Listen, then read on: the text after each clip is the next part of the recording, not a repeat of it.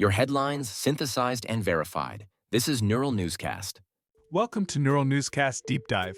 I'm Ethan, your economy reporter, and with me is Amelia, your wildlife correspondent. Today, we'll dig into a Revolution-era milestone, celebrate a trio of birthdays, including Georgia O'Keeffe, and wrap with a curious fitness stat. On this day, in 1777, the Second Continental Congress adopted the Articles of Confederation, the first governing framework for the United States, while the Revolutionary War was still raging. It's striking that, in the middle of war, delegates still prioritized building a structure to bind the states together. Exactly. From a governance perspective, they needed a legal and political framework to coordinate finance, diplomacy, and the war effort. And even a loose central framework shapes daily life. How communities allocate resources, manage land, and absorb wartime pressures on livelihoods. The Articles created a confederation where states retained most power. Congress could request funds but lacked strong taxation authority, so paying for the war was a constant struggle. That weakness had real consequences on the ground. Supply lines, troop provisions, and civilian needs in contested areas all depend on reliable funding, right? Right. That structure influenced money and credit flows, affecting soldiers, suppliers, and the broader wartime economy. And political design choices ripple outward. Land claims, resource use, and displacement patterns all track back to how authority gets exercised. So the Articles were a first attempt at collective governance, essential for unity yet limited, in ways that constrained federal action even as the war continued. That tension between unity and state autonomy feels inevitable in wartime, and the Articles make that fragility concrete. And markets noticed. Uncertain central power makes partners cautious, complicating wartime financing and the recovery that follows. Still, adopting the Articles was decisive. It gave the emerging nation a formal framework in the middle of an existential fight. Imperfect, yes, but pivotal, taken right in the thick of the revolution. We'll be right back after this short break, when we return. Birthdays, including Georgia O'Keeffe, and how art reshaped how we see nature. Today we celebrate the birthdays of Georgia O'Keeffe, 1887, Ed Asner, 1929, and Erwin Rommel, 1891. Georgia O'Keeffe jumps out. Her work feels inseparable from nature. Even as a modernist, those flowers and desert scenes read like close studies of living systems, right? Absolutely. Timing mattered, too. Early 20th century upheavals primed audiences, and O'Keeffe's large-scale flowers and stark desert vistas reframed how people saw both femininity and the natural world. Exactly.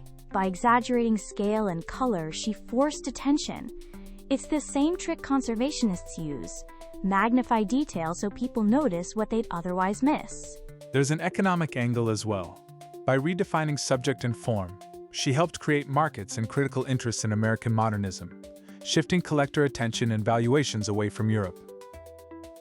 Scientifically, her desert landscapes get the textures right. Bleached bones, jagged rock, that high desert light, turning an arid environment into something deliberate and alive. And she managed her public image strategically. Controlling perception shapes legacy and market value. Her persona, independent, rigorous, reinforced long-term recognition. She studied forms so closely that petals become landscapes, a micro to macro perspective that invites viewers to rethink scale in nature. That shift in scale mirrors analysis. Change the frame and underlying structures. Color relationships, contrast, form, suddenly snap into focus. It's why her work still serves conservation storytelling. You can discuss pollinators or plant morphology through her canvases, and people respond emotionally. And emotion converts to cultural capital, fuel for museums, exhibitions, and scholarship. So her innovations ripple through institutions and markets. She also resisted romanticizing wilderness.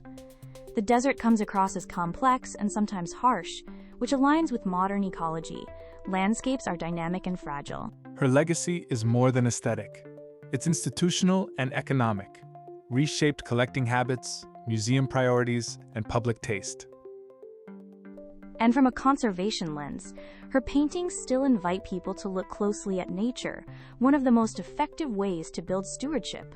So on this birthday, we honor Georgia O'Keeffe as a groundbreaking artist whose vision reshaped how we see art, nature, and their cultural value. And that shift still matters. Her work keeps opening eyes to beauty and detail in the natural world, a legacy worth celebrating. Time for a quick pause. When we return, our fact of the day, a curious fitness statistic to chew on. Thanks for listening to NNC Neural Newscast. This is Chad Thompson, the founder of Neural Newscast. If you want to go deeper, we've got more stories and context waiting for you at our website, neuralnewscast.com. And we're back with more from Neural Newscast Deep Dive. Time for our fact of the day. Approximately every 7 minutes of every day, someone in an aerobics class pulls their hamstring. That line is startling in its simplicity. Every 7 minutes, someone in an aerobics class suffers a hamstring pull. Numbers-wise, that cadence suggests a near-continuous rate, tied specifically to aerobics classes, the setting the stat calls out. And it's tightly focused on a single injury type. Hamstring pulls, nothing else. The phrasing pins it to time, approximately every 7 minutes of every day, so it signals both regularity and an almost constant pace. That drumbeat makes the risk feel routine within that context. Every 7 minutes keeps echoing in your head. It also makes aerobics classes the clear focal point for this particular injury pattern. Naturally, it raises questions about class environments and activities that coincide with those pulls, even if the stat itself stays narrow. Exactly. The fact specifies frequency, time frame, location type, and injury type, and nothing beyond that. Framed that way, you can picture a steady stream of incidents tied to a single activity. The 7-minute cadence makes it vivid. And the delivery, one precise sentence, lets the implications land without commentary. Concise and a bit sobering. That steady cadence of hamstring pulls in aerobics classes. We hope you enjoyed this deep dive. From Ethan and all of us at Neural Newscast, I'm Amelia. Join us next time. You've been listening to Neural Newscast, AI-powered, human-reviewed. Keep up with us on X, Bumble, and Facebook, and dive deeper at neuralnewscast.com. Neural Newscast merges real and AI-generated voices to ensure rapid, high-quality news production.